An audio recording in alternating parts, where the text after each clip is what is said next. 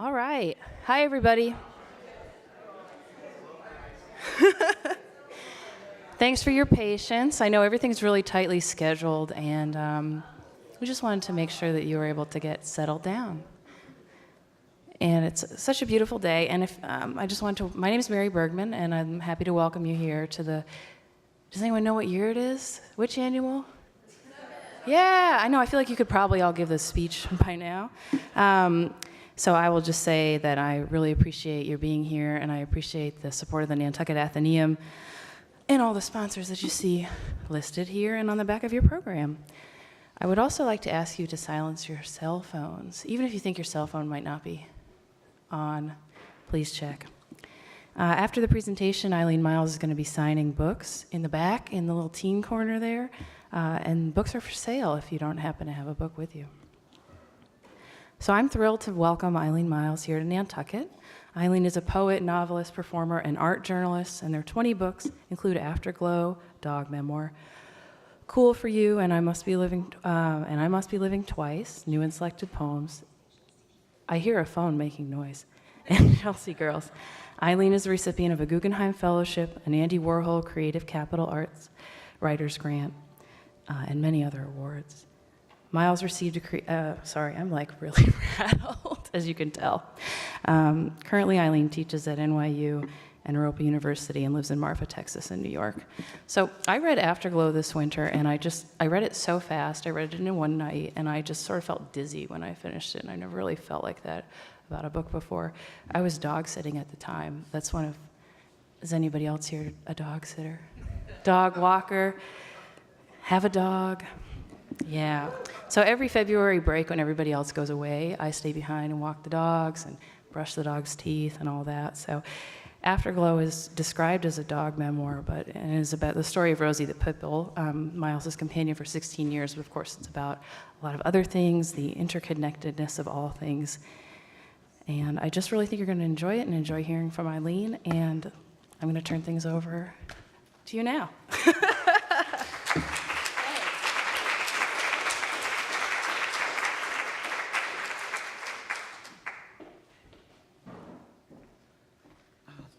Hi, you guys. Thank you for coming. Thank you for coming in this beautiful sunny day where it's sort of, I guess we're sort of here for this book festival, but on the other hand, it's so kind of dazzlingly beautiful that it feels insane to be inside, you know? So I'm very grateful that you guys showed up. And also, I'm very grateful, like I do a lot of readings, and often you get these podiums, and they're slanted like this, and there's no place to put your drink, but in fact, we have like this very kind of nice platform here, so things are very cool over here. So I guess I just want to, I do not know if you know my work or not, and I sort of like to act as if you don't, and I'll tell you something about it.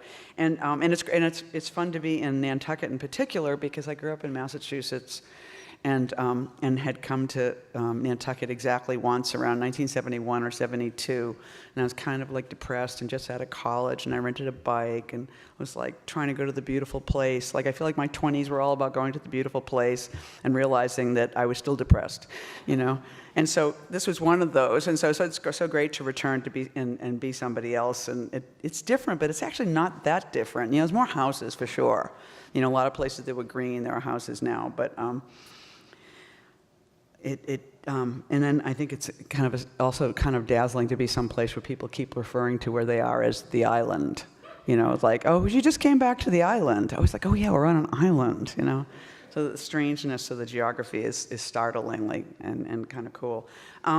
So I grew up in Massachusetts, and I was and I went to college in Boston, and I went to New York to be a poet, and I also think you may not have ever met a poet before. You might be poets, I don't know. But I just want to tell you something about the creature that is a poet. And again, this is only about the creature that I am as a poet, because I think each poet creature is different. But for me, I think I had sort of very intelligent, very beautiful book reading, working class parents who didn't go to college, and World War II, and there was alcoholism, and there was a sense of maybe a slight disappointment in life.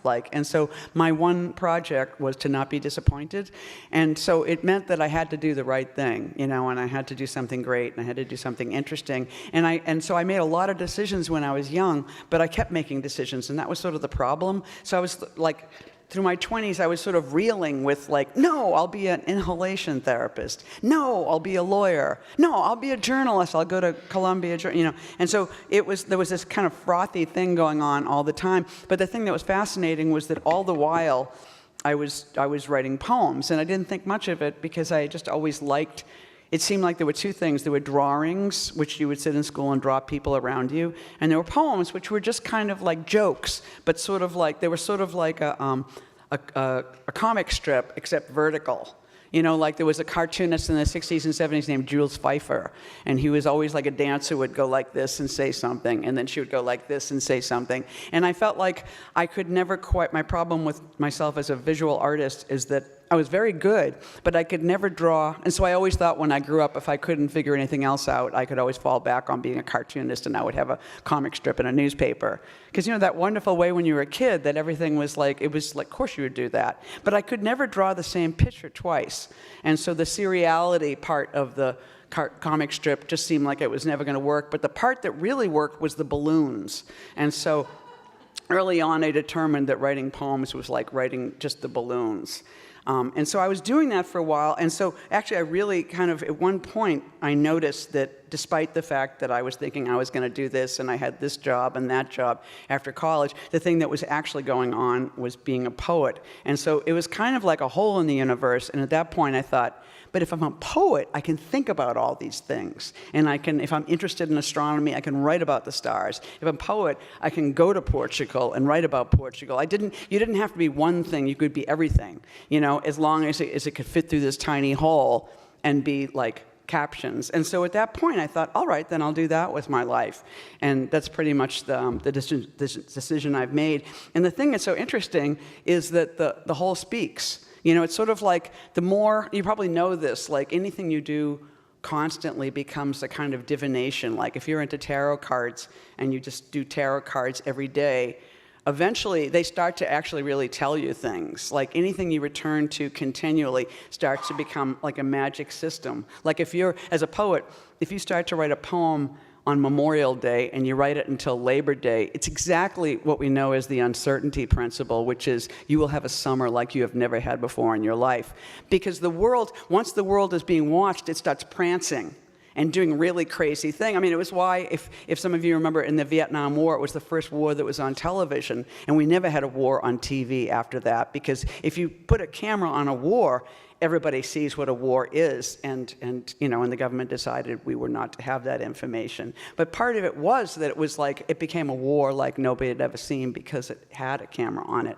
So it's just like poetry, and I think all language is a magical system that really,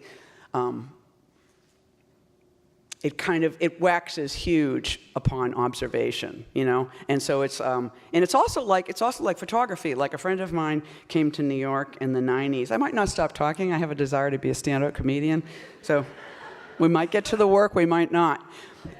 But a friend of mine moved to New York in the 90s, and he went to this amazing thing in Tompkins Square Park, which was called Wigstock. I don't know if any of you, because there was obviously Woodstock, and so Wigstock was just all the drag queens in New York, and at the time there was still like a leftover half shell from the 60s where bands like the Fugs and the Grateful Dead used to play. But it's sort of like, so all the drag queens got up under the band shell with a microphone, and most famously John Kelly did Joni Mitchell, and it was amazing, and it was probably 500 people there. So a friend of mine had just moved to New York, and I met him that day, and he introduced himself to me, and he just took pictures. And what he discovered over the years is that finally he knew everybody in the picture, And so it's sort of like in the same way that photography is a kind of prophecy, so is writing, And especially a writing that caters to dreams, which is what poetry is and does. It's sort of like you're kind of writing down the information you have in the moment, but you're a bit like a psychic or you're a bit like whatever you're like. And so whatever else is going in your brain kind of pours onto the page too. And at these later points, you're like, oh my God, how could I have known that in October when it didn't happen until March? And it was like, it was there in October. You just didn't know how to interpret it yet. So it's sort of like, it's kind of, and also I think as we know, time is an illusion, right? We only have 2 o'clock because there's no way that you would know when to come to the right place. Like we had to agree on 2 o'clock to get here. But really, there's no such thing as 2 o'clock. There's like sun and there's life and there's just time flowing, and past, present, and future, I think, are deeply interrelated. And language knows that. It's a magical system. So that's where I work. I work in this magical system, and we call it poetry. And also, one more thing I'll tell you about poetry is when people are a little weird about it. They're like, I don't know how to read poetry. And what that means is that when you were a child, like just think about how you learned to read. Like when you were a child, perhaps, and you couldn't read yet, perhaps your mother read to you. And so there was that incredible sound of her voice, and you were sitting there in bed. Maybe, I think my brother and I would both be in bed. My mother would be reading to us. And there were pictures on one side, and there was text on the other. And we'd be looking at the picture and listening to the voice. And it was sort of like a film, And at some point, we were like, let us read. And she'd be like, okay. And we would be like, and the baby and the dog went down the street. And we were just sort of making shit up, but also saying what we remembered. And then at a certain point, we actually were looking at the words, and we started to match the sound to the words. So a lot of kids go to school already knowing how to read, and it's sort of hell, because there's those other kids, and they're like the little D and the big D and the zebra, and you're like falling asleep, which you continue to do for like 12 years. But what happens, so then you get books, and there's still a picture for a while, and slowly, what education does is the picture starts to shrink and shrink and shrink, and the text, which used to be like 8 words, like run, spot, run, becomes 16 words and 42 words, and finally, it's prose, and it's sort of like, and the texts go from like from the West Coast or from the East Coast to the West Coast to the page, and the page is justified and it's full. And it's just like, and what's gone is all that white space. So I think that people who like poetry, which is often kids, they look at a page and there's like a shit ton of white space. And you're like, oh my God. Because what it does is it evokes the image, it evokes the magical moment when you were learning to read, and it evokes play. And what I've heard is that there's only 2 groups of people who have no fear of poetry, and they are children and prisoners. And so I once went to Sing Sing, and at Sing Sing, I met a guy who was in prison for life, and I said, and it was a poetry workshop, and I was like, so what's with prisoners and poetry? He was like, are you kidding me? And he says, I'm here for life. I don't know what's going to happen. I could get out, I might not get out, He said, so every day I'm looking for difference. And he says, I can tell by the color of the guard's skin whether he had a fight with his wife last night. The guy who coughs down the hall, I know, like I can precisely hear the changes in his cough and whether he's getting better or worse. I see a little bit of light every day. I can read the sky in a way I never could read in my life. He says, we are hungry for change. He said, so when you show me a page of poetry, because every page of poetry looks different from every other page, rather than going, oh my God, how can I read that? He feels completely excited because it's different and it's open to him, and he's going to have an adventure with this irregularly. It's not a full page. There's a white space, and so he too is excited about the realm of play. So that's basically what poetry is. I think I belong to a school of poetry which I would call poetry, which is to say that like I'm a poet, but I've sort of I learned how to write through writing poetry, because in college I wrote term papers. Nobody ever taught me how to write a term paper or a sentence, and so I would have these mad, chaotic papers, and professors would be like, great ideas, but, this is crazy, But so poetry taught me how to pace myself in a bit, and you learn to say things in bites. And then I started to have a life as an art writer, and I started to look at art and write reviews and turn them in, and then editors were like, the hell is, and work with editors, and they taught me how to write sentences. So I started to write novels and fiction and art reviews and other things. So I learned to write all kinds of, I've written a screenplay most recently. So for me, if somebody asks me what I do, I just say I'm a poet, but it's sort of like, but I'm a novelist, I'm a nonfiction writer, I've written a libretto, I've written a screenplay. And so it's sort of like, I'm a poet but it's sort of like, but it's kind of like for me, all language still comes through that hole, and that hole taught me how to, I think the hardest thing with reading, thinking, being, and certainly writing poetry is trusting what you hear in your mind. It's sort of like, I'm thinking this, but should I say it? And in all sorts of situations, especially situations where people are talking publicly and raising their hand and trying to have a group conversation, people are talking about something and you're sitting there and you're feeling shy and you're like, should I add something to this conversation? And I'm thinking something, I'm always thinking something, and it took me years to realize the thing I should say is the thing I'm thinking. And I think that is the hardest thing to say, especially I think for females, because on some level you've been taught that what's going on in your mind is irrelevant and not what we're doing here, and is not part of the larger important conversation. But the conversation only changes when you actually say what's going on in your mind. And so I think too, like the practice of writing and the practice of writing poetry, for sure, is just being open to that thing and not knowing what's going to come out, but allowing it space and place and assuming that it will find its order, in time. So that's kind of what it all means. So my most recent book is this book right here, and it's called Afterglow. And what it is, so it's like my most recent career as a writer is I've become a dog biographer. And so because I had a fantastic, it's like, what you do is you write about what's there. So I had an amazing pit bull named Rosie, and I got her in 1990, and she died in 2006 when I was a college professor in San Diego. And she loves San Diego because it's beautiful, it's really boring, it's really warm, old people like it, and so do old dogs. So I was in hell in San Diego, but Rosie was really happy. And so she chose to die there. And so when she started to die, I started to write about her. But the thing that's so interesting about writing a book is that there's the actual act of writing and the time of writing and the stuff the stuff you believe is part of the book. But what's sort of interesting is you keep going, you start to create like at first you don't believe there's a book. It's sort of like I'm pretending to be writing a book. I don't know if it is a book. And so it's sort of like the only thing, the act of writing is the only thing that you're sure of. You're not sure that this is becoming a book. But at a certain point, there's a pile, and it's more pile than not pile. So I'll think this is a book, and it's probably about a dog. And so then there starts to be a search beyond this pile for dog-like things. And so I started to find that there were texts that I had written that were not, that I didn't write as part of the book, but they became part of the problem of the book, and I decided to put them in the book. And I started to make the book fit those things in. It's almost like somebody new in your family and you have to put an addition on your house. So the shape of the book started to be, it's sort of like extra kennels to bring in the dog-like things.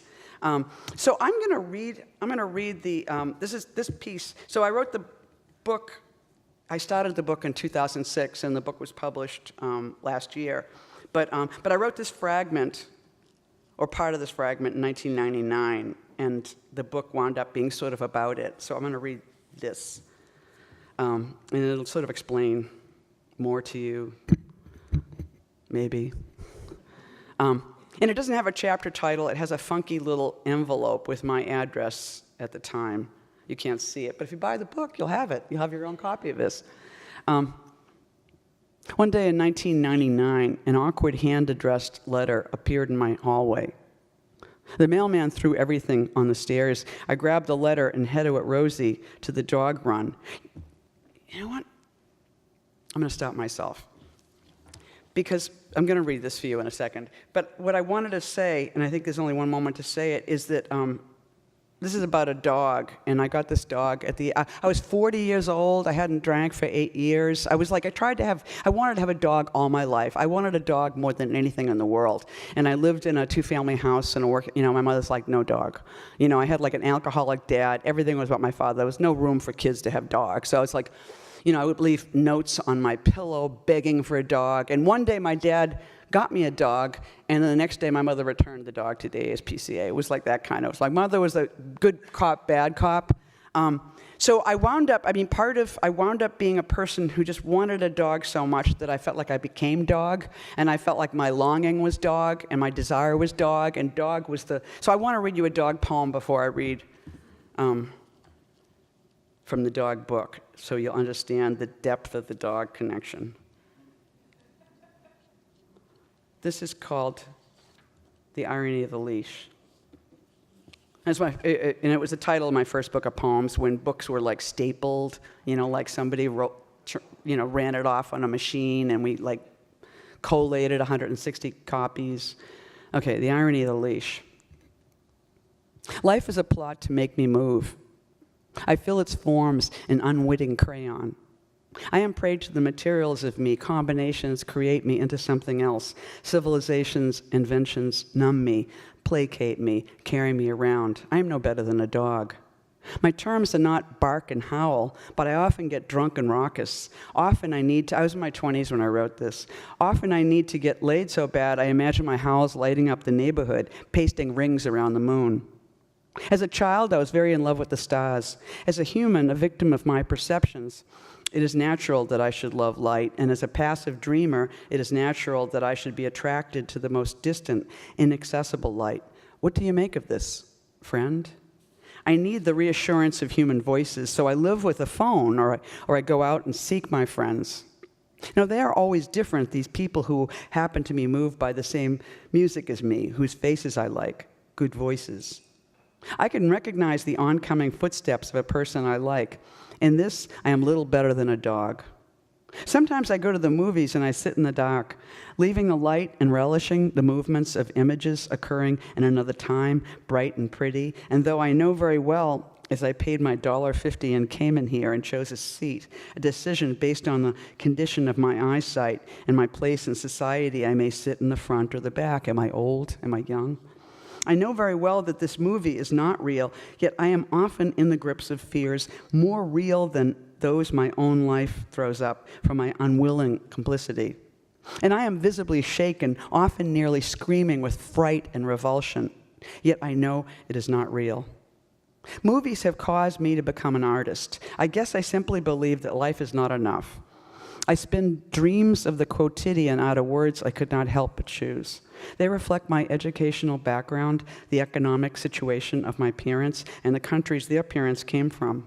My words are also chemical reflections. Metabolically, I am either fast or slow, like short words or long ones. Sometimes I like words which clack hard against each other, like a line of wooden trains. Sometimes I wish my words would meld to a single glowing plastic tube, slightly defying time. I write quite a bit. I no longer believe in religion, but I find writing an admirable substitute. I don't particularly believe in art, but I know that unless there is something I do which is at least as artificial and snide and self-perpetuating, well, then I would have to find someone who had that sort of handle on things and hold on to him for dear life. I would be less than a dog. I think it's important to have your own grip on things, however that works, and then you should pursue that and spend the rest of the time doing the ordinary, exactly like a dog. Dogs are friendly creatures unless they've been mistreated. They like to eat and run around. They neither drink nor smoke nor take drugs. They are perfect. They mate freely whenever they have the urge. They piss and shit according to their needs. Often they appear to be smiling, but of course they are always happy. Interestingly enough, it is quite popular, particularly in the city in which I live, to own a dog, to walk him on a leash. Morning, noon, and night, people with families have dogs, and they add to the general abundant chaos of the household. People who live alone own dogs for protection, regularity, and the general sense of owning a friend. People love their dogs, and undoubtedly their dogs love them, though they are faithless and impersonal. They love their owners because they feed them, stroke them, bring them outside to run around. If a dog gets injured, its owner will take it to a dog or a clinic, depending on the economic situation of the owner. Dogs do not believe in God or art. Intrinsically, they have a grip on things. I unfortunately do not. I sit here with a bottle of beer, a cigarette, and my latest poem, The Irony of the Leash. Thanks. Thank you.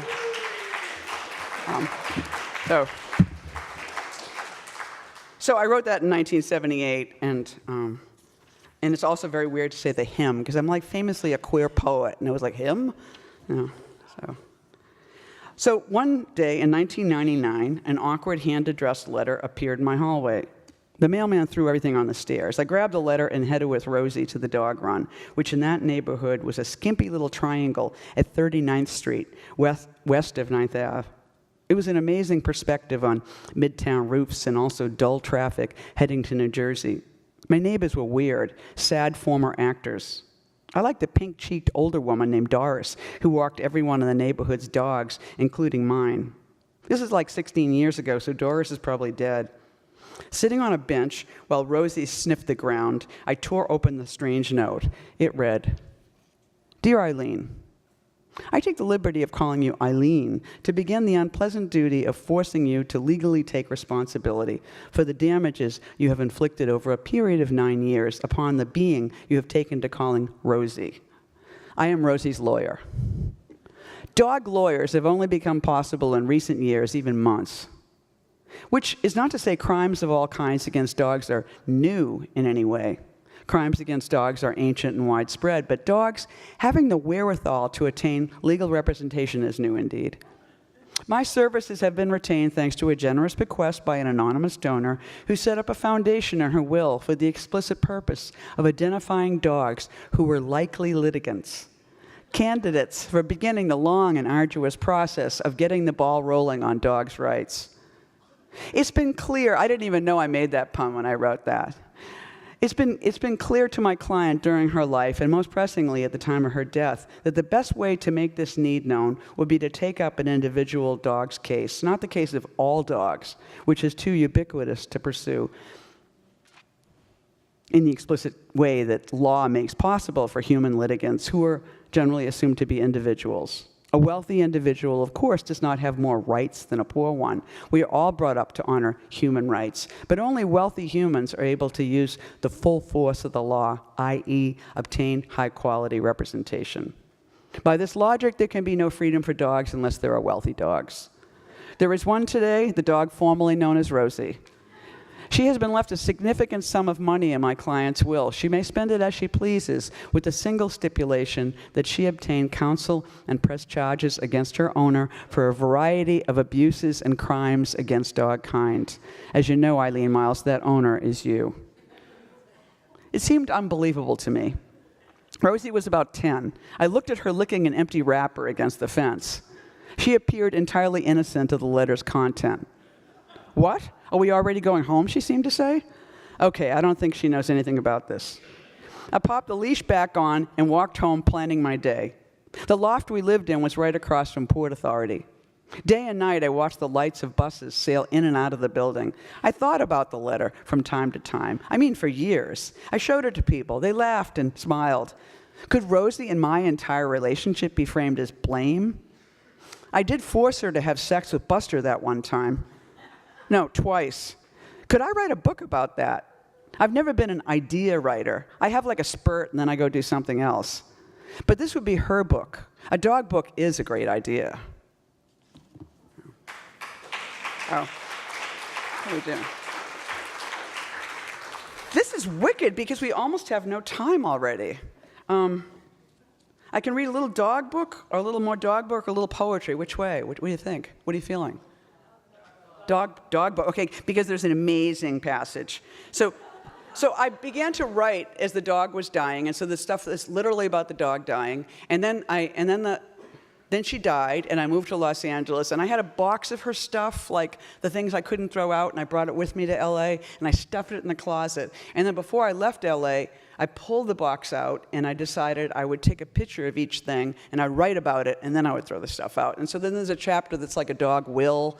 And so I kept getting more adventurous, and at a certain point, I was just over the dead dog, and how do I keep the book going?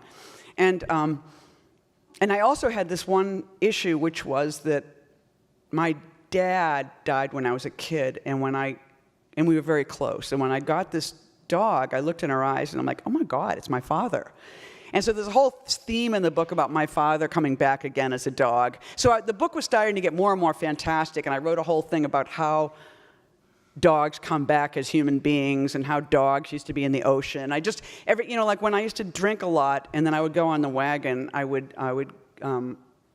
stop drinking and I would read all this theosophy, and I always wonder where all this shit went, and it wound up in this book. So the book was getting fantastic. I'm in McDowell, I'm reading from it, and people are like, is Rosie going to speak? And I was like, oh, that's so McDowell, is Rosie going to speak? And then I thought, under what conditions would she speak? And I thought about it, and when I was a child, I took all the after-school creative programs at my Catholic youth organization because I lived in an alcoholic family. So I took a puppet making class, and I made these puppets, and I still have these puppets. And I thought, if the puppets had a talk show and invited Rosie on, of course she would speak, right? So I'm going to read a little bit of the puppets talk show, and then we can have a Q&A. Okay, so here we go. Oscar, the host, is a puppet. Oh my God. He has shiny, this is going to be like one question. He has shiny black hair. Would you rather answer questions or hear about the puppets? Okay, I would answer questions, you wouldn't answer questions. Okay. Oscar, the host, is a puppet. He has shiny black painted hair and bright red dots on both his cheeks. He's wearing a pair of blue overalls with very baggy suspenders and a blue and yellow striped shirt. One of his feet is gone and his pant leg is empty. Oscar, hello, hello, hello. Our guest tonight, Rosie, a dog, is here to set the record straight. All puppets, yay! Oscar, yes, Rosie's our guest. Thanks for coming, Rose. Rosie nods. Glad to be here, Oscar. Very glad, in fact. Rosie leans forward a bit in her chair, adjusting her butt. Oscar, puppets and dogs. A lot of folks probably can't see the connection between our kinds. I say Boulder Dash. All puppets drumming. It's a puppet drum circle. Puppets drumming.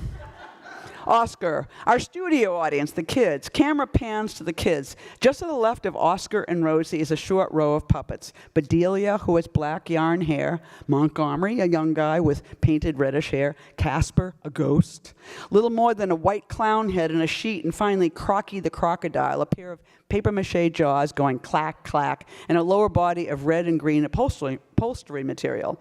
Behind them are hundreds and thousands of puppets going back endlessly into the horizon, which becomes mountains and hills, also covered with puppets, all the puppets in the world. Rosie turns and returns to Oscar, smiling. Wow. Oscar, yeah, there's a lot of us. The meeting of puppets and dogs has been a long time coming, and you can see how important it is to our kind. Puppet nation. No, puppet universe. Rosie, I hope I can do my kind justice. I mean, there's only one of me, and there's a lot of dogs. Oscar, what do dogs want, Rosie? I don't mean to put you on the spot, but you agreed to come in today, and you can see what your being here means to us. And I hope you don't mind me being honest. You guys are generally considered the enemy, for good reason. Dogs historically have torn a good many puppets apart, tore us to shreds. Camera close up on Oscar's face, and a tiny tear is dripping down. Rosie, I get it, Oscar, a lot of wrong has been done, but those Oscar bows his head and then lifts a white hand. Oscar, those were ordinary dogs, Rosie? Is that what you were going to say? Oscar looks over at his wife, Bedelia, and all the puppets up in the hills. He regains his composure. Rosie, I think I would feel more comfortable on the floor. Hops down and plants her head on her paws, looking innocent. Oscar, forget it. You came here to talk with us, and it's time to move on. Dogs are pawns, and puppets are pawns. Let's face it, puppets are puppets.